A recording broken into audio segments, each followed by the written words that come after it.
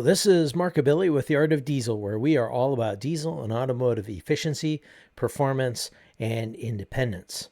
A few days ago, I had an opportunity to talk with Drew Keeman of Mid Tennessee Diesel. He's been my tuner for a while, and I thought because he has a lot of experience that I do not have with these CDI engines and tuning and performance upgrades and such, that I should talk with him and learn all I can, because I'm looking to do the next steps on Evonne the turbo diesel. We're going to take Evonne the turbo diesel to the next level. So enjoy this interview. I think it's pretty enlightening. Thank you. All right, Drew. So yeah, we had some technical difficulty, but we're going here and talking now, and it's good to finally meet you. Yeah, nice to actually put a face to a name here, Mark. We've been talking for a while now, right? How long has it been? Year and a half? It sounds about right. If not longer than that, are we now? March 25, so somewhere in there. Someplace in that neighborhood.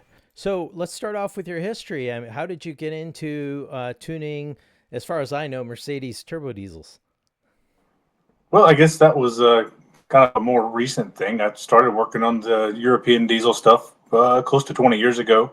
I started messing with a bunch of the Volkswagen TDIs, fell in love with the cars. And once you kind of realize the quirks and differences and stuff like that, they just were very simple, straightforward cars to work on. Of course, around that time, the CDIs were just getting introduced, and at that time, they were nowhere near something in a college student's budget.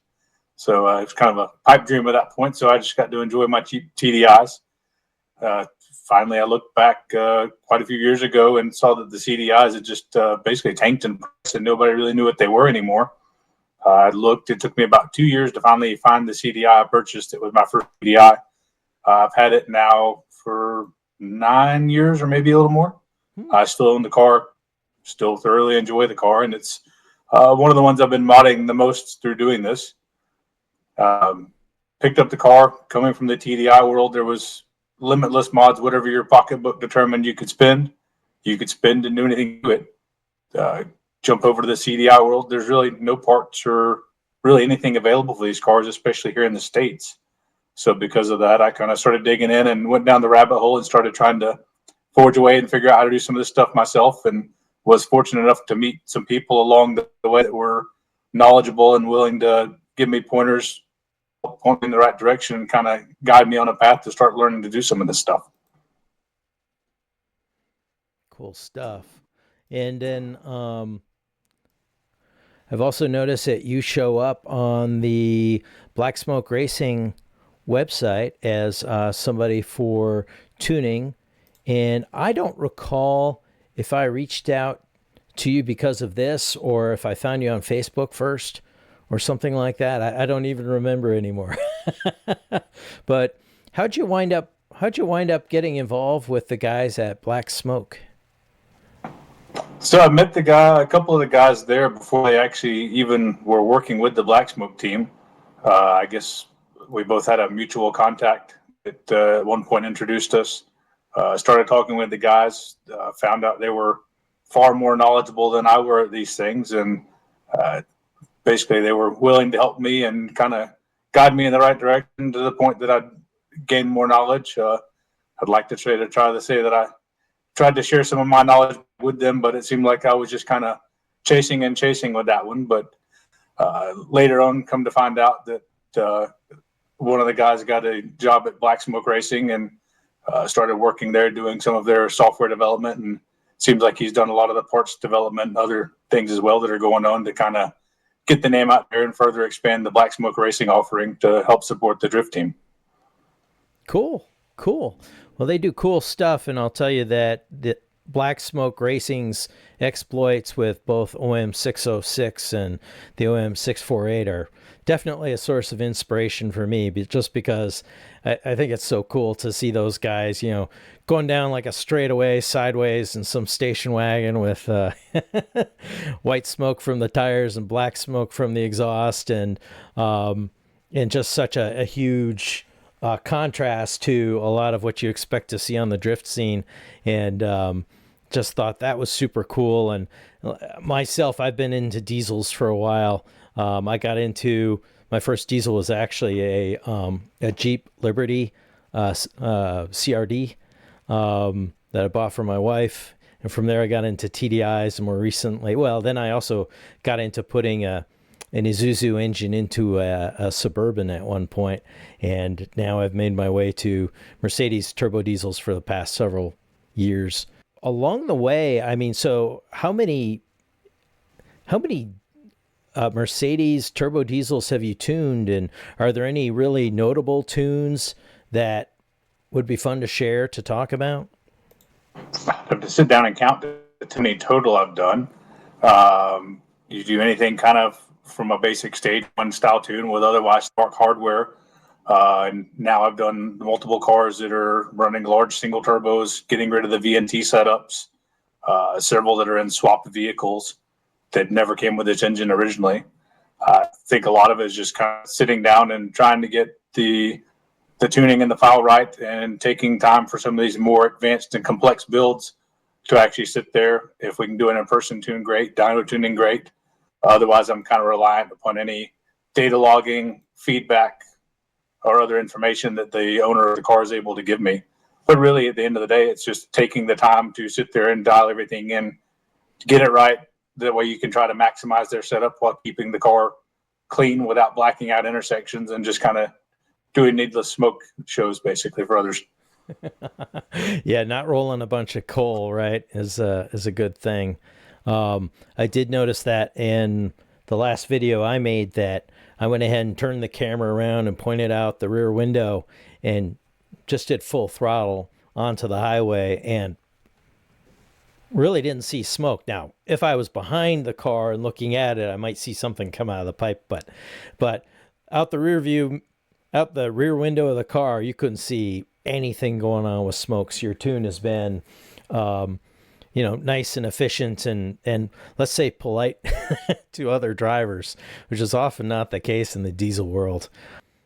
The thing I'd like to talk about just a little bit is that you mentioned cars, engines where they're getting rid of the VNT setup. I'm going to share this real quick. If we go to the Black Smoke Racing website, they've got some diesel power bundles out here, and I'll say what they're offering is kind of cool. I want to talk more about your equipment today, but I wanted to cover this just a little bit quick, because they've got a really cool bundle here for 450 horsepower. But the thing I noticed right away is that it's going to this HX35 turbo, and here you can see it's got the wastegate on there and stuff. So the immediate thing that occurs to me with this is that if I made a change to something like this, would I be sacrificing some of the early spool characteristics of a VNT and maybe some of the efficiency and drivability, but even though it might be really good for all-out horsepower? Well, part of it depends on your application. I guess the quick blanket answer is going to be almost any time you go to a larger turbo, short of technological advancements in wheel design and that of the sort, you're going to have something that's going to spool slower. Of course, the flip side of that is you've got the ability now to move more air mass, so you can make more power. This whole set is going to spool slower than a stock VNT style turbo is, just because it's got heavier wheels, it's fixed geometry. The trade-off is that you're able to get more air mass, and you're basically shifting the power curve up into the power band. If you were swapping this engine, say, into a pickup truck that you plan to tow with or something, then this probably wouldn't be the best setup for that kind of use. But if this is something going into just a little hot street pickup, W211 car, or any kind of similar kind of hot street setup, I don't think that the increase in lag is going to make the car to where it's undrivable. Good to know. Good to know. But I probably wind up hurting my efficiency with this sort of setup, right? Just because I don't have I don't know. You don't have a computer writing controlling the turbo, how much boost you've got under a bunch of different conditions, that sort of thing, right? Or is my thinking wrong on that? Well, I guess the completely open answer would be that I don't have into 20,000 miles of street driving with that setup to give you an actual full data point to where it's something I can stand behind. It would just be me making up some numbers with you. And the other thing you think about is somebody that's doing a setup like this probably isn't going to just take it, put around town and drive it as gentle as somebody that didn't modify their car at all. At least I don't have the self-control to do that. I know if I had that set up, it's going to be driven hard and probably not get a fuel economy surely because of that. But if you were to drive the car sanely, like you would a car that wasn't heavily modified like that, I would think the fuel economy would remain close to the same. That's kind of the beauty of some of the diesel modding, is you are able to retain the fuel economy. A lot of it's going to come down to your injector setup and the software that's in the car. If you have a software setup that's not really calculating air fuel ratios based upon the map sensor, where you've got fuel coming in as you get more intake pressure, you have the car that may be heavily smoking at lower loads. Sometimes you can do this to try to light the turbo sooner or that kind of thing. But if you're blowing all that smoke, that's essentially fuel and money going out of your tailpipe. You're going to get lower fuel economy. If you make the car run very clean, but sanely, you're going to get nearly stock fuel economy. Okay. Part of it will be that the engine may have to rev a little harder sometimes to try to get you on the boost and stuff like that, depending on driving style. But at the end of the day, it's really going to come down to driving style, how you drive the car. And then I guess the other one I touched on slightly is a fuel setup. If you go and put, a fuel injector in the car that's set up as a race designed to flow 1,000 horsepower, just because of the increase in size of the nozzle holes, you're going to get poor atomization, which is going to lead to a less complete burn. And in turn, you'll see fuel economy decreases from that. That makes sense. You're just not going to get the atomization, right, with larger ports and that sort of thing. Okay, cool. I've also noticed that they've got a cool 360 horsepower bundle, and along the way, I might snag some parts from them along the way. But I'm more interested in some of the equipment that you're selling. And I'd like to find out. Well, actually, I should back up. When we talked about some of your more notable tunes that you've done, what's the maximum horsepower you've ever seen one of these OM 648s put out? Highest horsepower I've seen in a dyno is probably going to be a bit over 400 wheel. I need to dig through some dynos you can see what I had. I don't want to do bench racing and tell you I've got this fuel in this car. It probably makes more power than this. But as of now, that would probably be the most powerful one. That being said, we are working towards some larger turbo setups and some other goodies that hopefully will be to the market sooner rather than later. And then part of that development, not only a test fitting, but also will be taking one of my personal CDIs and putting this equipment on it, test fitting it, going through making some revisions that we've been doing just to try to get things to have a perfect fit and finish. Once that's done, we'll start throwing the goodies at it, get some dyno time with it, and we can push out of these things. Sounds like fun. That sounds really cool. Well, I definitely want to hear about that along the way. Yeah, so let's talk a little bit about Evonne, the turbo diesel, my car, my CDI, and where we could go with that reasonably. And we could just run right down the list of what kind of parts I should be looking at and that sort of thing. And what I'd like to do is I'd like to go someplace in the 350 to 400 horsepower range. I don't know what's reasonable. You have a much better feel for that than I do. Right now, I'm probably about 280-ish horsepower from what I can tell from the tune. From the hardware modifications that have been done and the tune that you've provided. I think I'm in that neighborhood. From the 0 to 60, 0 to 100 runs I've done, it seems like that's about the right figure. But with what I've done, I'll just mention that right away for folks who might not be familiar with Evonne, the turbo diesel, what's been done is open up the exhaust a little bit. I mean, I just put some turbo mufflers on the back, remove certain restrictions from the exhaust system. Let's just say that. Removed, it no longer has EGR on the intake. And it also has the swirl vanes are gone. And I went with a turbocharger that I bought from a certain source in Latvia, and it seems like a fine turbo. It seems to be working fine. It's not a huge amount of gain over stock though, so I'm looking to make that next step in the upgrades. I'll just run right down the list. I mean, the very first thing that people are going to want to talk about is hybrid turbos, and I know that you've got something that is available through you. I'd like to know more about that turbo. Sure. I've done several different builds with different wheel sizes and kind of seeing what's available, what performs the best. With anything with turbo sizing, it's going to be, again, a trade-off of what fits into the frame, what offers the best spool, and then the best power capability. So there's always going to be some trade-off that you may have a different preference to what I would have with that. With the hybrid turbos, I really try to keep something that spools up like a stock turbo. That's the beauty of the hybrid setup, is it externally looking at the engine bay, you'd never know anything's different with it. It bolts right into place from the outside. It's a stock appearing turbo. Because of that, I like it to spool and drive like a stock car would, but just pull a lot harder basically everywhere in the RPM range. The standard offering I do is a 50 millimeter, 65 millimeter billet forged compressor wheel. On the turbine side, we run a 51.5 and 49 millimeter turbine wheel. We do have some other options as well to do larger compressor wheels. If anybody wants to just push an extra little bit of power out of there, you're going to have to slight increase in lag to it for this trade-off, but we do have a bit larger compressor wheels we can do as well in these setups. But typically that's the setup I recommend and build for most people doing these turbos. Okay. Sorry, what was that compressor size again?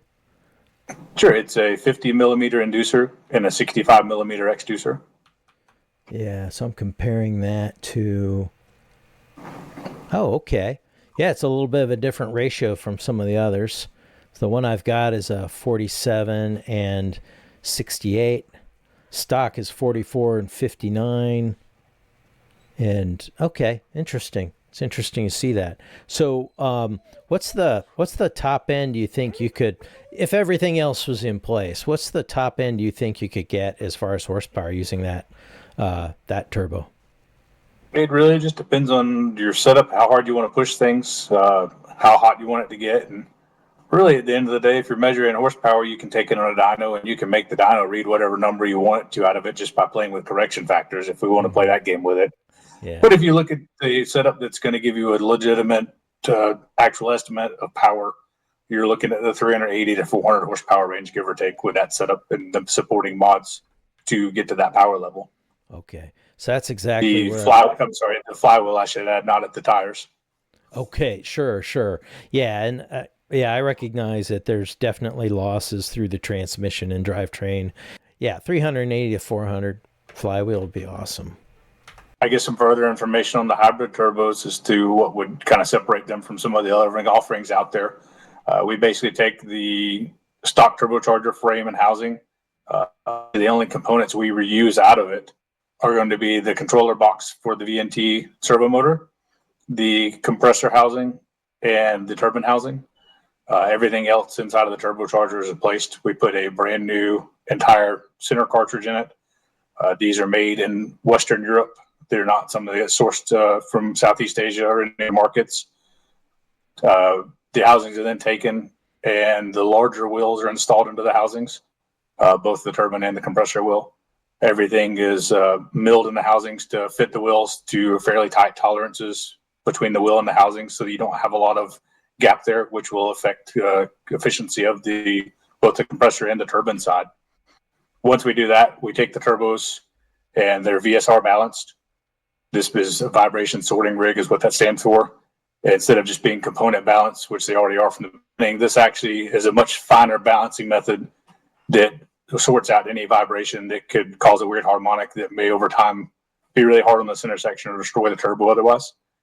The turbos are then put on a flow bench to calibrate the VNT setup. We actually send a printout with the things showing the results from this and the past result that they're given with it. That way you know that these were actually put on it and not just me telling you they're put on it.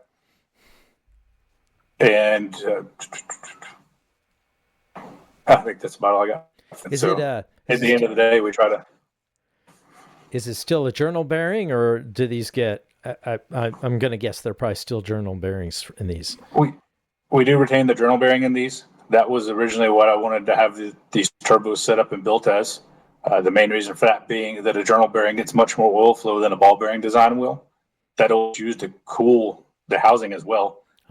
Just on something like this where you're constantly running the turbo, so it's not the throttled engine.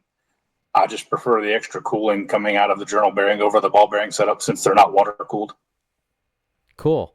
That's a good thought. Well, and the other nice thing about it is you don't have metal to metal contact. You're actually riding on the oil, right? That's being pumped through there.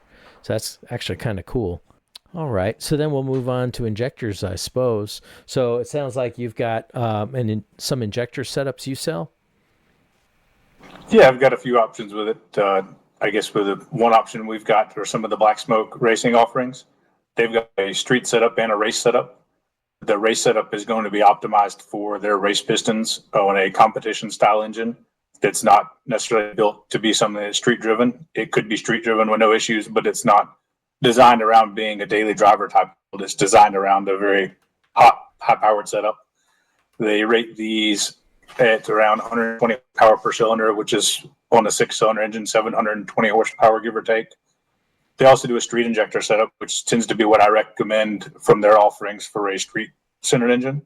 They rate these at 85 horsepower per cylinder, which is about 510 horsepower on a 6-cylinder engine. I also have some injectors I have built here in the United States by S&S Diesel Motorsport. We use all the factory Bosch components, Bosch nozzle, Bosch body. They're honed over to make them larger. I rate these to about 100 horsepower per cylinder, so 600 horsepower on a 6-cylinder engine. We've got options as well. We can do something smaller or larger as well if there's any desire to have one extreme or the other. But this is kind of the standard setup I try to do for most street-driven cars. We retain the stock spray angle out of the injectors.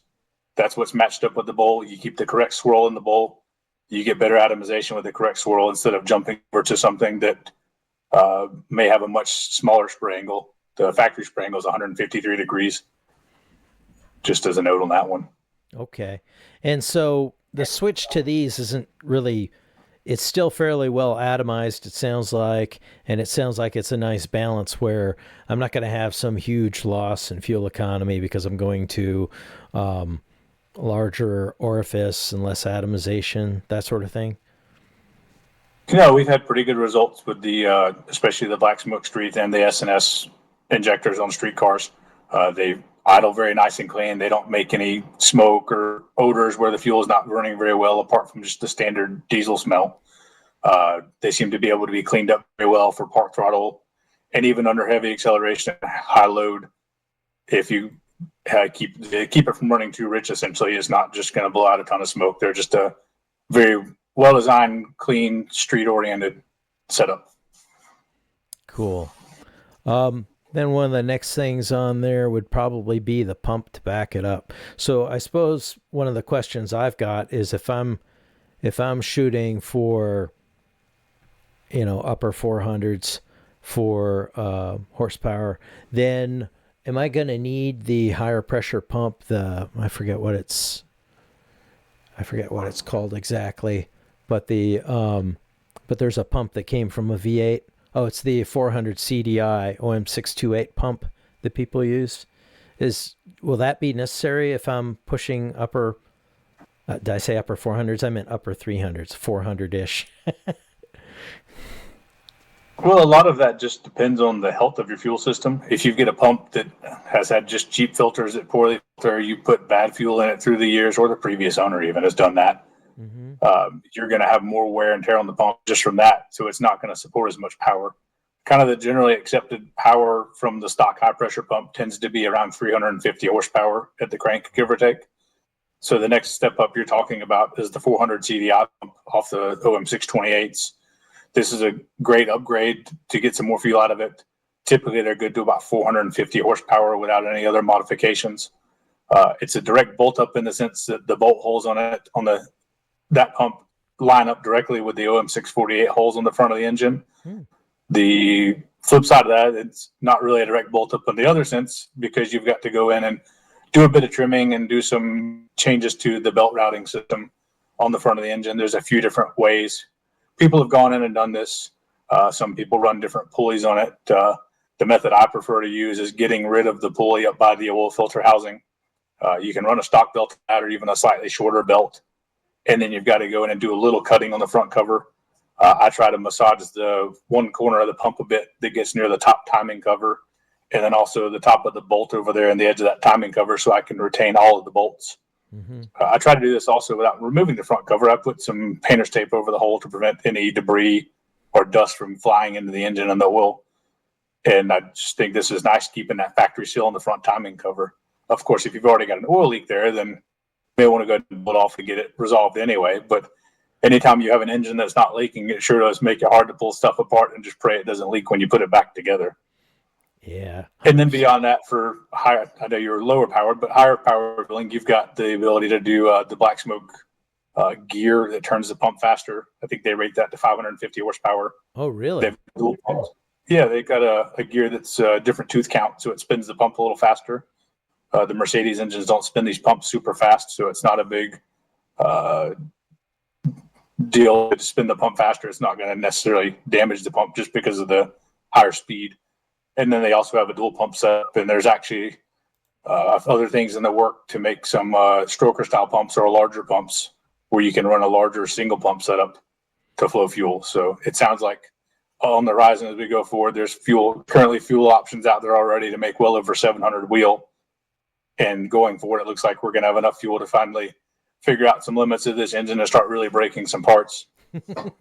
Or maybe be surprised that the engines hold up to way more power than we think they're capable of doing, which will be helpful. That'd be cool. Super cool.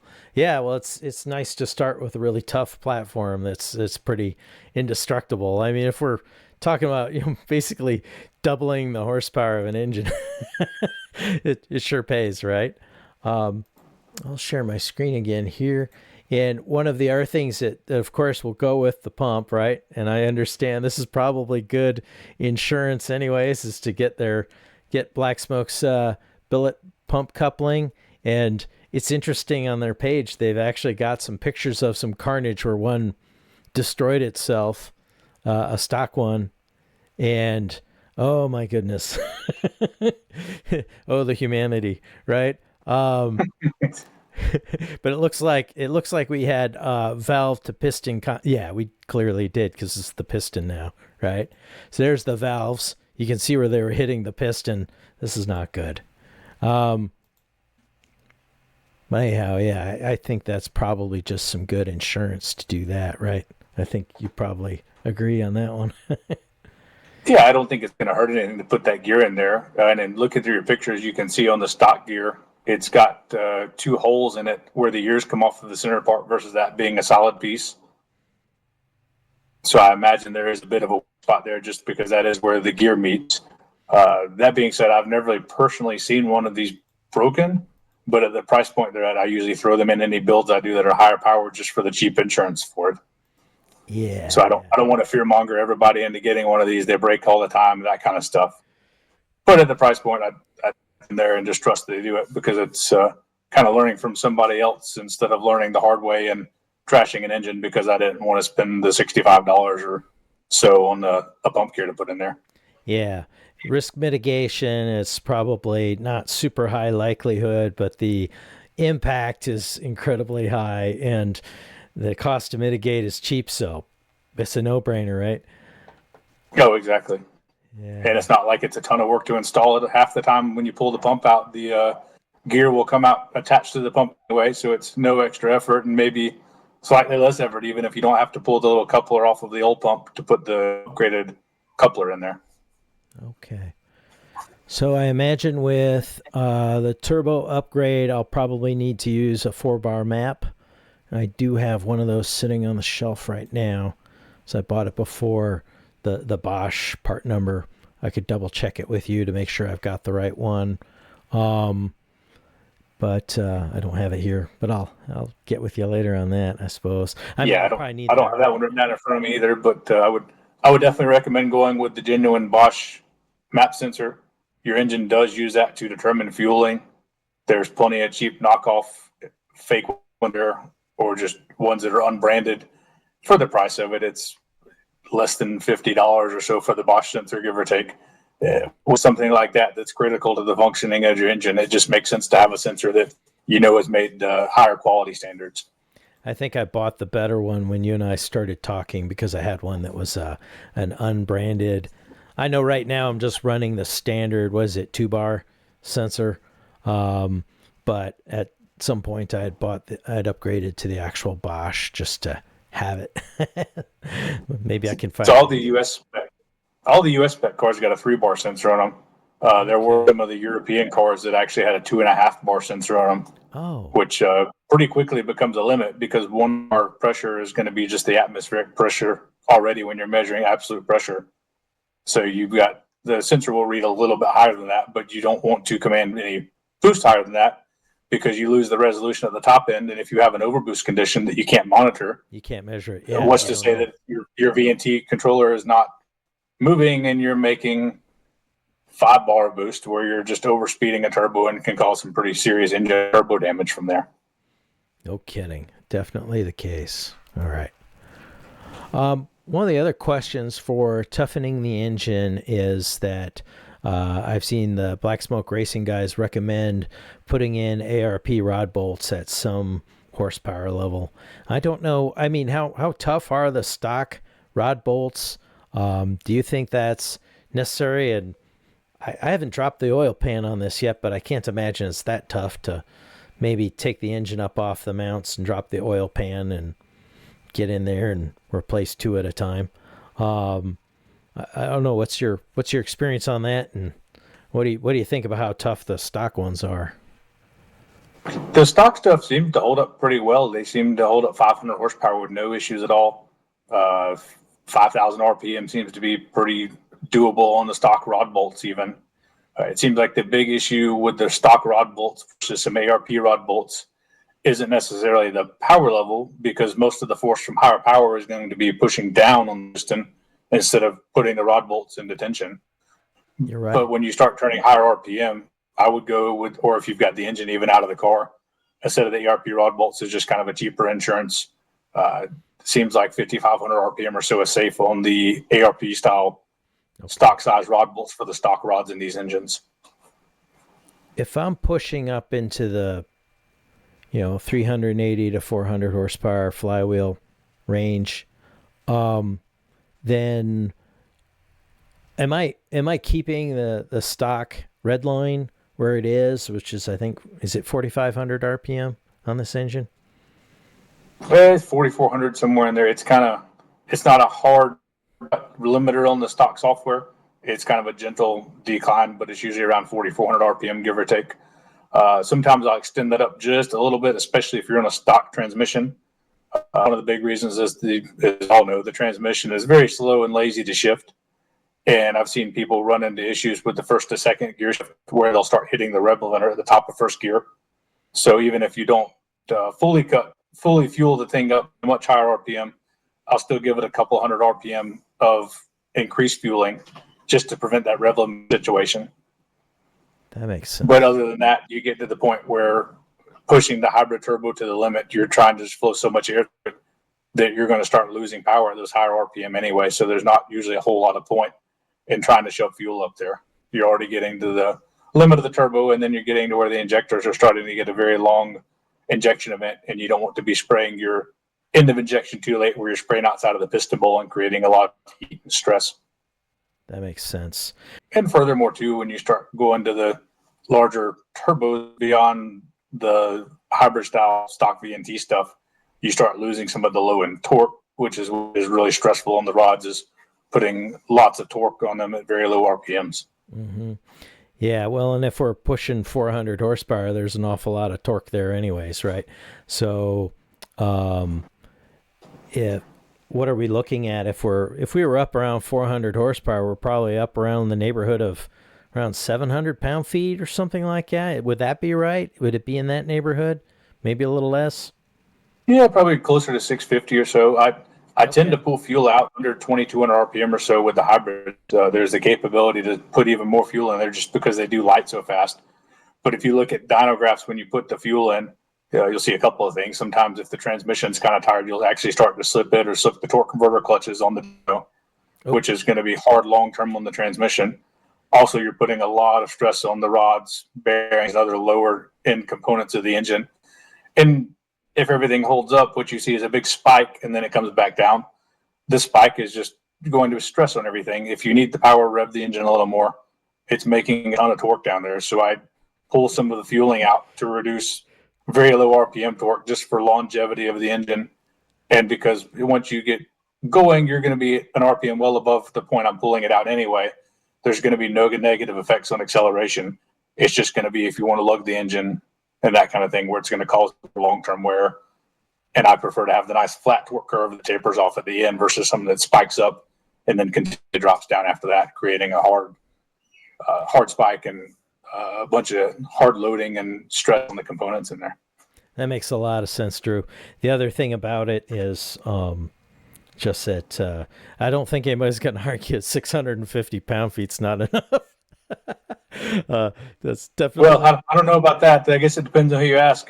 There's plenty of us that always want more, and a little increase are enough. So, Well, and I watched Black Smoke Racing video over the weekend, and they had their, I think it was their drift car, and they were cranking it up with their compounds, and I think they got nitrous on there too, or something. But they're up to, I think their dyno test came out at 850 horsepower and like 1150 pound-feet. It's just, and the sound of the thing was super cool. I mean, that's inspirational to hear that stuff, but I'll be happy to watch it. I don't need my car to be quite there. But okay, another thing that pops up sometimes is people will talk about cams, and I don't know. Have you ever messed with cams on these engines? so we've got a few cars here running around with them in the States. I haven't personally done a back-to-back dyno test on them to give you any meaningful data on the cams, just with changing them themselves. Almost all of the engines have done cam swaps, have done other modifications as well. So it's not really fair to go and take a car that got some different rods and pistons installed or possibly different injectors and try to compare cams back and forth, because you're not going to get a genuine back-to-back comparison number, and that's going to be very misleading if you get the number as a power increase number. Okay. The stock cams are very conservative with their specs. So just if you did some bench racing, I'm sure the other cams are going to give you more airflow and more volume of air into the engine. Mm-hmm. And the nice thing about it is you start working the turbos less hard too. You don't need as much boost pressure to overcome that restriction of flow to get the same amount of air mass in there. That makes sense. The other thing about it, as soon as we start increasing lift and duration, we're probably going to lose out on fuel economy a little bit too, right? That'd be probably another one you need to sit down and do. But Do the I math. can say I can say from hopping over from the pickup world, which is not a direct comparison, when you do some of these installs, you actually sometimes will see increases in fuel economy without going too radical of a profile, because the factory cams are designed more around the factory horsepower level and also to meet emission standards. Okay. They spend a lot of time and effort to try to meet emission standards, reduce emissions, more than they do focusing on fuel economy at the end of the day, because the fuel economy number doesn't get you EPA certified or certified as Euro 3 or Euro 4. It makes people happy when they get the car, whereas parts per million of nitrous oxides or particulate matter and other hard measures like that are what gets you certified where you're able to actually sell the car. That makes sense. That makes sense. It's easy to forget what the trades are for the actual manufacturers. So then, Well, we already covered kind of the parts. So it looks like in order to get where I'd want to be, we'd be looking at an upgraded hybrid turbo. We'd be looking at the injectors. It sounds to me like going ahead and getting that, getting the pump would be smart. Pump coupling. I've got a 4-bar map. I think I'll skip the rod bolts. I won't mess with cams. So then from there, it turns into those things. Are there any other things that I'm forgetting that would be important things to include in this upgrade? Yeah, I think the next thing is getting rid of a lot of the plastic stuff in there. The stock intercooler is one with those plastic intakes. Oh yeah. Not only that, it's a poor cooling core. I think it does its purpose of cooling the charge area down some, but even with a car at stock boost levels, you can do pulls on the car and get the intake temps enough that even the factory tune will start pulling fuel out of the engine because the intake temps get so hot. That defuel starts to happen at 50 degrees Celsius. So we get some summer days where, at least here in my area of the world, where the temperature above the asphalt is already 130 degrees Fahrenheit, which is already above that. Even if you've got a perfectly efficient core, you're still going to be above that where you're pulling fuel. And then also you've got the plastic intakes that are just crimped onto the metal. Those can explode. I've seen that happen before. And then you get to be an turbo diesel, which is just no fun at all, really. Mm-mm. The other thing is on the driver's side intercooler piping. There's a black plastic resonator piece. Mm-hmm. I've got some little block plates for that. Less area to pressurize for one. I believe it's some Helmholtz resonator style thing to reduce noise. Mm-hmm. I've never really interested in its greasing noise. I also don't have multi-million-dollar machinery like the engineers had that were designing this car to get rid of that noise. But getting rid of that plastic piece is also helpful because at higher boost levels, those can explode as well. Mm-hmm. And also now that they're 20 years old, you've heat cycled the plastic many times through the years. So even at lower boost levels, you will probably start to see more and more of those fail as time goes on. Yeah. So I've actually covered both of those things already with my build. And I neglected to mention it earlier, but I do have a Mishimoto J-line intercooler underneath the bumper there. We got a video where I trim up the bumper and tuck it in and back and get it to fit behind the front bumper cover. The other thing I did is that pipe, that resonator's gone. What I did there was I brazed in. I got an aluminum puck, had it out on the workbench, and brazed in an aluminum puck to, block that off. So I'm kind of there. I've kind of got that blocked off. So, and hopefully my braze holds. But I learned some lessons from the first time I did the brazes, because I also brazed shut the holes where I took out the vane rods. I dropped little aluminum cylinders into those and then brazed them in. I learned a lot about brazing because a few months later I found that, there's oil leaking under there. Oh my goodness. I'd blown one out and I had some oil leaking, and I had to go back and I learned, get that temperature way up and make sure everything is super clean and just get everything flowing.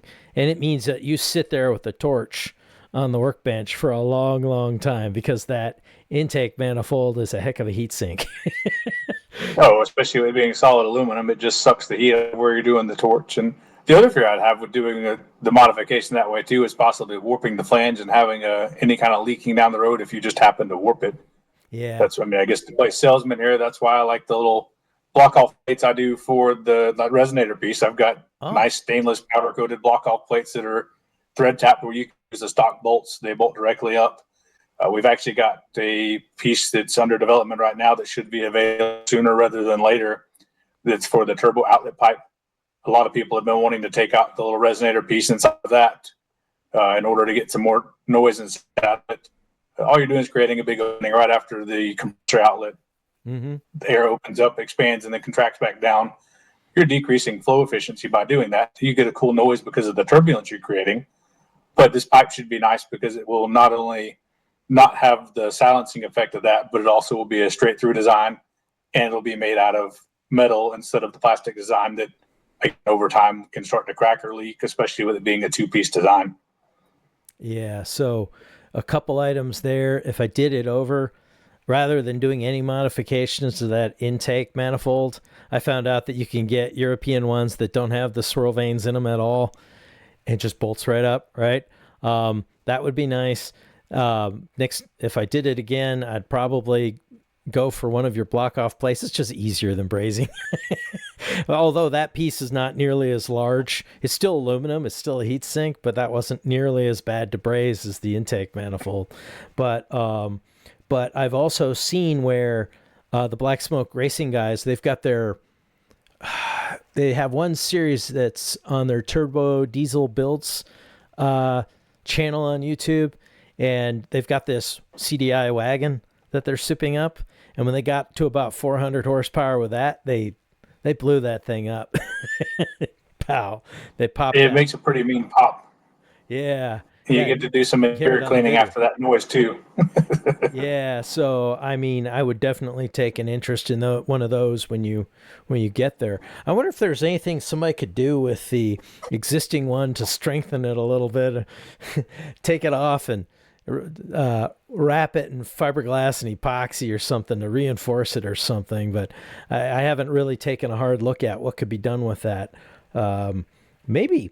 Maybe a smart guy could even fill in some of the inside of it, but then I'm thinking... Well, once you get to filling in the inside of it, you're going to lose any of that emulsive effect because the volume is going to change in it now to where you're no longer going to be at that same frequency that's creating the noise anyway they're trying to get rid of. Yeah. And usually at this point, we're modding the things. We don't mind the extra little whistles and noises and stuff we don't care. kind of come out of the engine and enjoy. So... Yeah, we like noise, the right noises. So especially if somebody's trying to get rid of the silencing piece and the stock resonator right at the compressor outlet, then any of the noise from the other part of it is not going to have any negative downside to it, basically. Yeah. And then I guess to go with this, the next goal is to have a full front mount intercooler set up with some hard piping. Mm-hmm. As these rubber hoses get older and older, you're going to start seeing failures out of those. Yeah. Not only that, but that little two-eared collard setup, when it clips in, it's factory. It assembles quickly on the line. It's cheap and easy to build. Mm-hmm. But because it's just little metal ears, you start to see those fail over time. And I think this will be a nice setup to have a full metal intercooler piping setup and a front mount that's made specifically for the front of the W211 that fits in there. Okay. But the nice thing with this turbo outlet pipe is it will come off and will also be able to be used in swaps and other builds like that as well, where you've got a way that connects into the factory turbo if you want to use a factory turbo or even a larger hybrid turbo on their custom swap and build some intercooling piping off of that. Smart. Yeah, those are things I'm going to have to take a look at. How long before you have that outlet pipe built? Right after the outlet should be ready sooner rather than later. It's kind of in final stages of production right now. Where we have a test mule that's being fit up now to see how things work, and then we're going to start building a few out from there just to make sure that everything is right in the jig to make sure the fit and finish is correct. Ideally, I'd like to have them by the end of the month, but I'm going to say by the end of next month just to give myself some time and be on the conservative side. I'd rather them pop up sooner than to tell somebody they'll be here, and then 3 or 4 weeks after that, they're still not here yet, because that's much more annoying than just waiting, and assuming your build is going to be another 6 weeks out instead of 2 or 3 weeks out. Mm-hmm. Well, hey, that sounds like, late April. That might be pretty cool. But again, yeah, there's no promise there. So let's hang on and see. I know how engineering and development goes. And sometimes unpredictable things happen. So...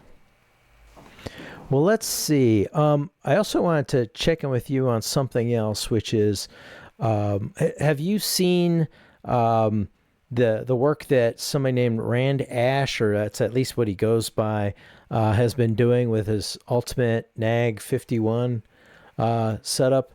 Let me see if I can find it quick. Ultimate NAG 52. Sorry, numbers. Have you heard of this?